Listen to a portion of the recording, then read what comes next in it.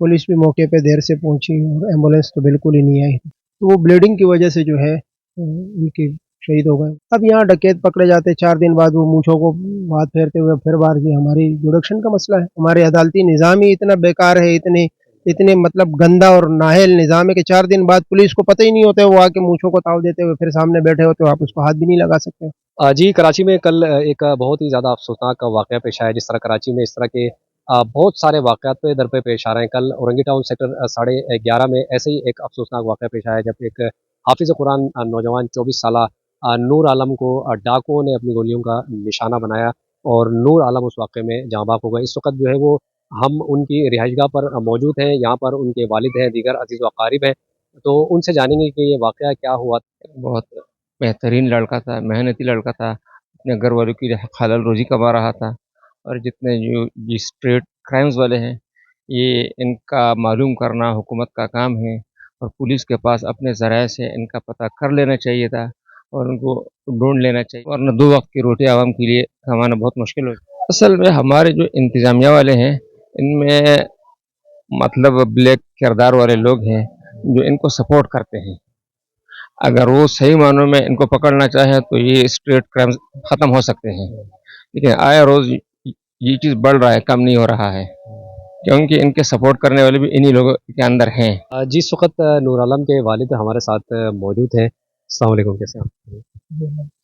सबसे पहले तो हमारी तरफ से ताज़ियत, बहुत बड़ा आपका नुकसान है, अल्लाह आप लोगों को सब्र जमील दे। दुकान पे ये शाम में जाते थे अक्सर, हमारा एलपीजी का काम है, तो वहाँ पर कोई 2 डकैत आए, तो वो गन पॉइंट पे इनको लूट रहे थे, तो किन्होंने पकड़ लिया, बच्चे ने उसको पकड़ लिया, तो उन्होंने फायर मारा इधर सीने पे, इसको गोली लगी।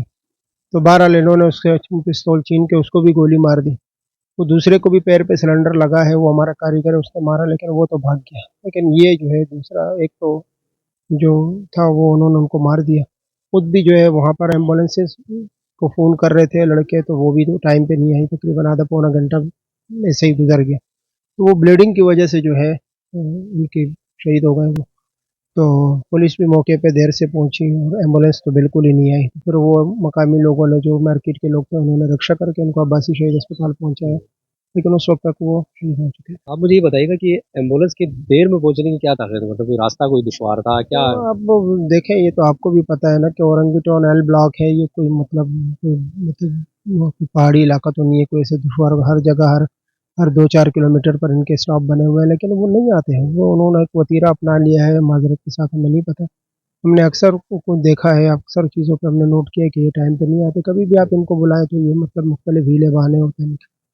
तो बहरहाल अब ये है जो भी था, लेकिन अब वो अल्लाह को मंजूर था, वो सानहा होना था, चाहे वो नाहिली एम्बुलेंस की हो या किसी और की हो, लेकिन वो अल्लाह की तरफ से था, बस अब हो गया क्या।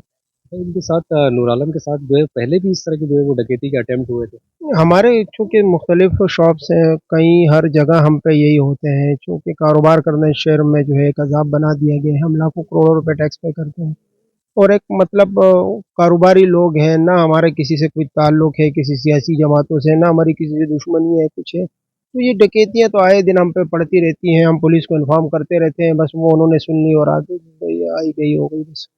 तो जब उस पे एक्शन नहीं होता है तो फिर ऐसे ही सानेहात जन्म लेते मुझे ये बताइए कि आपके और भी हैं बेटे? हैं। इसके बाद मेरा एक ही बेटा है, एक छोटा है, वो भी स्पेशल बच्चा है, वो भी हाँ स्पेशल था।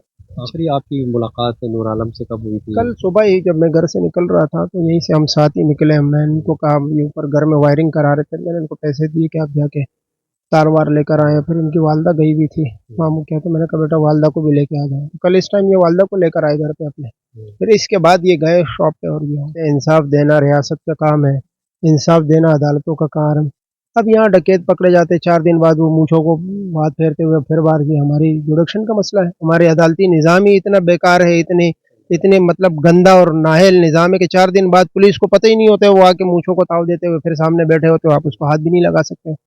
तो मतलब इंसाफ की क्या बात की जाए। इंसाफ अगर हम तो किसी को या अपने आप को खुद इंसाफ कैसे दिलाएंगे। रियासत है, यहाँ एक कानून है, इस मुल्क का एक निज़ाम है, इस शहर का एक सिस्टम है। तो जो कानून नाफिज करने वाले इदारे हैं या जो लोग सीट पर बैठे हुए हैं या जो जिनकी जिम्मेदारी है तो ज़ाहिर सी बात है इंसाफ दिलाना भी इन्हीं लोगों की ज़िम्मेदारी है। इंसाफ का तराजू भी इन्हीं के हाथ में है, हमारे हाथ में तो नहीं है। हम तो मुतासिरीन हैं, हमारे साथ तो ये होता हुआ आ रहा है और जैसे आपने कहा तो हम तो इसको क्या कर सकते हैं मतलब? हम इसको बस कुदरत का लिखा हुआ समझ के और बर्दाश्त करते बहुत शुक्रिया, आपने गुफ्तगू सुनी। नूर आलम के वालिद साहब जो है वो हमारे साथ मौजूद थे। नूर आलम जो कि बताया जाता है कि हाफिज़ कुरान थे। 11 माह कबल जो है वो गुज़िश्ता जो साल नवंबर में जो है बताया जाता है कि उनकी शादी हुई थी। तो ये इस शहर का माहौल है। जैसे कि आपने इनके वालिद की गुफ्तगू भी सुनी कि जो है वो किसी से ना कोई दुश्मनी है, ना किसी से कोई लेना-देना है। अपना कारोबार कर रहे हैं, अपनी जो है वो ज़िंदगी को जो है वो आसान उसमें जो है वो चला रहे हैं। लेकिन इस तरह के वाक़यात जो है वो कराची में पे दर पे होना और उनका ना रुकना जो है वो एक जो सिस्टम है, पुलिस का निज़ाम है, अदालती निज़ाम है, उस पर बहुत बड़ा सवाल है। और ये जो सवाल है वो हर जो इस इन वाक़यात में जो लोग जाँ बाक हो जाते हैं, जो शहीद हो जाते हैं, उनके लवाहिकीन यही सवाल करते हैं। तो देखते हैं इंशाअल्लाह ताला, उम्मीद तो यही है कि जो है वो इनके लवाहिकीन को इंसाफ़ मिलेगा और मुल्ज़िमान को जो है वो जल्द से जल्द के पर किरदार तक पहुँचाया जाएगा।